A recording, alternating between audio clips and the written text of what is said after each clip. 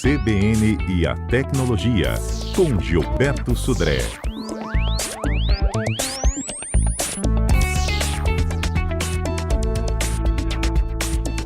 Ei, Gilberto, bom dia para você. Bom dia, Fernanda. Bom dia, ouvintes da CBN.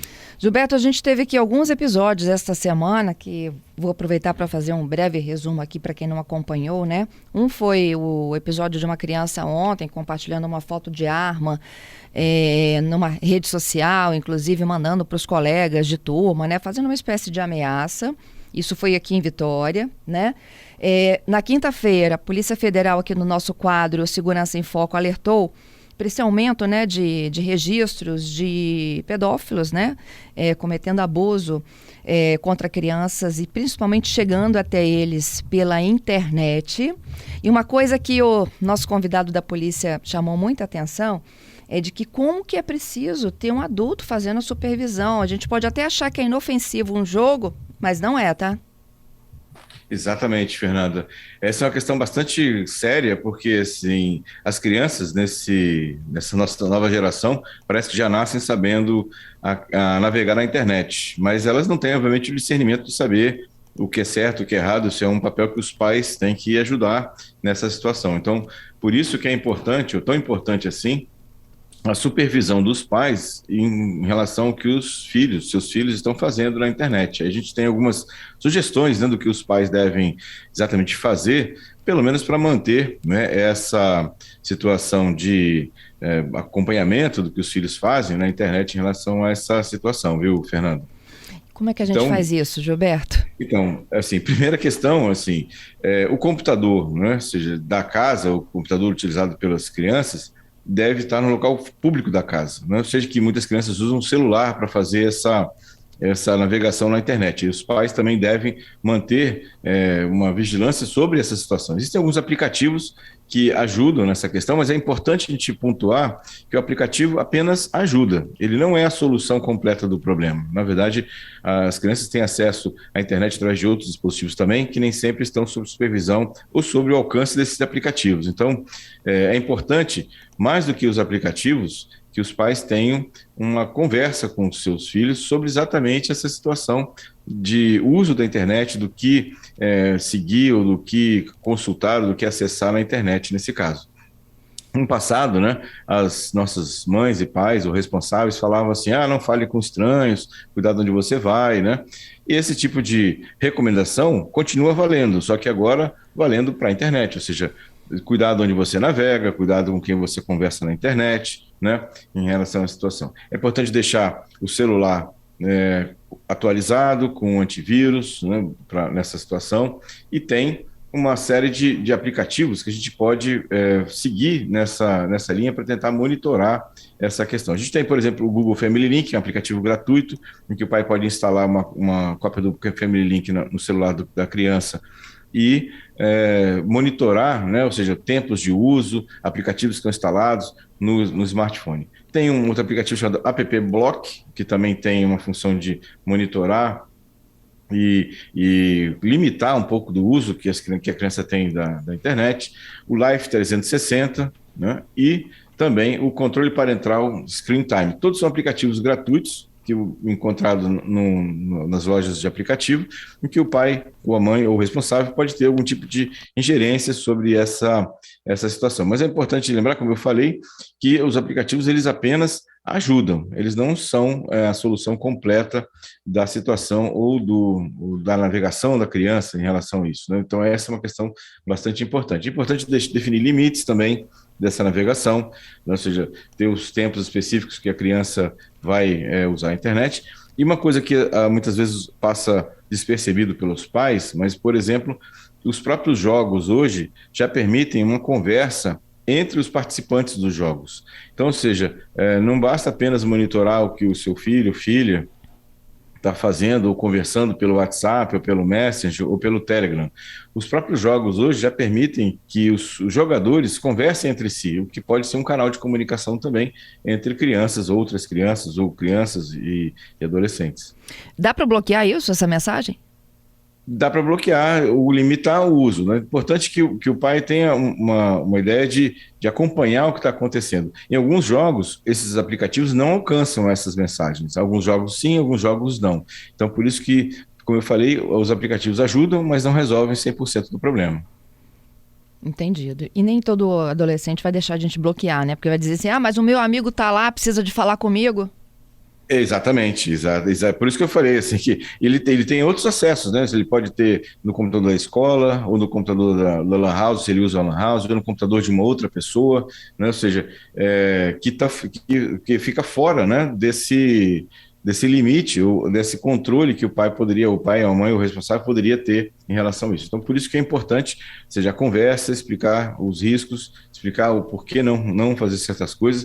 E aí a gente tem que lembrar também uma coisa importante, Fernando, da responsabilização, né, dos pais em relação a isso, ou seja, a responsabilidade civil dos pais pelos atos dos seus filhos. A gente tem vários casos aqui no Brasil, aqui, até no estado do Espírito Santo também, de pais que foram responsabilizados civilmente por atos, né, que foram cometidos pelos filhos no ambiente digital. Então, ou seja, é uma responsabilidade também no sentido civil do que os filhos fazem em relação à internet ou ao mundo digital.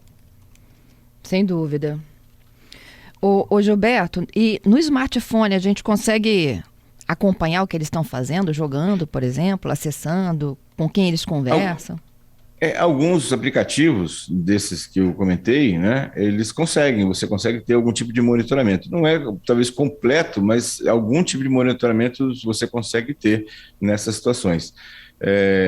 E aí tem que observar, né, ou seja, cada versão de aplicativo, cada versão de comunicadores permitem esse acompanhamento, né? É interessante dar uma olhada, né, no que foi conversado, né, os pais, né, terem essa visão também em relação a isso. Eu sei que é difícil, eu sei que é uma questão bem delicada até muitas vezes, né, em relação a isso, mas é uma coisa que a gente tem que exercer, como pai, como responsável, como mãe, tem que exercer em relação aos filhos.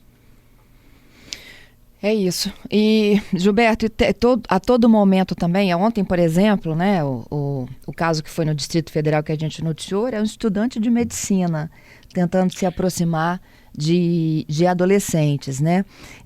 Como é que é também, né, a gente tentar explicar esses fatos para os adolescentes que estão dentro de casa, né, de que pode ser até uma abordagem inofensiva, mas câmera mal fechada, né? Eu lembro que você sempre falava assim que a gente tem que fechar, né, o buraquinho da câmera, não deixar nada exposto. Esse é um dos motivos, por exemplo, Fernando, do computador estar numa área pública. Se o computador da casa tem que estar na área pública da casa, não no quarto da criança, né, ou do adolescente. E também o caso do celular, ou seja, você tem situações de que a câmera do celular pode ser invadida, pode até ser roubada fotos, né, ou tirado fotos sem o conhecimento do proprietário do celular. A gente tem situações dessa natureza. E aí, explicar, exatamente, esclarecer as crianças de não falar com estranhos, né, e falar com seus coleguinhas que você sabe são coleguinhas da escola, que é o colega da rua, é o vizinho, isso são pessoas ou amigos que ele conhece no mundo real e está, na verdade, só estendendo aquela amizade, aquele bate-papo no mundo digital. Pessoas desconhecidas, pessoas que ele não conhece, né, muito cuidado em relação a esse contato, ou seja, de novo, o esclarecimento, né, dessa criança, desse adolescente em relação a esses perigos que a internet oferece. Muito bom. Vamos para os nossos destaques do dia? Vamos lá. Viralizou. Conta aí.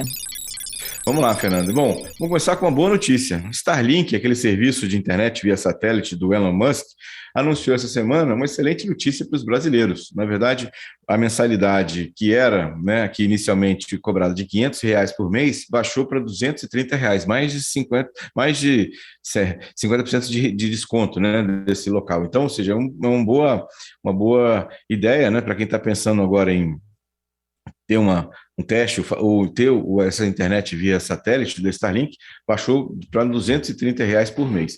O kit de instalação, ou seja, aquela antena mais o receptor do satélite, continua um preço bastante salgado, R$ 2.000 que você paga para ter esse kit, né?